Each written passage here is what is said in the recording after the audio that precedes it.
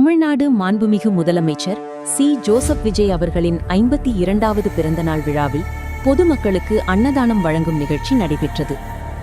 தென்காசி மாவட்டம் சங்கரன்கோவிலில் தென்காசி மாவட்ட பொறுப்பு அமைச்சர் வி. கே. ராஜ் அவர்களின் ஆணைக்கு இணங்கி தென்காசி வடக்கு மாவட்ட செயலாளர் மாரியப்பன் அவர்களின் தலைமையில் தமிழ்நாடு மாண்புமிகு முதலமைச்சர் சி. ஜோசப் விஜய் அவர்களின் 52வது பிறந்தநாள் விழாவை முன்னிட்டு பொதுமக்களுக்கு அன்னதானம் வழங்கப்பட்டது.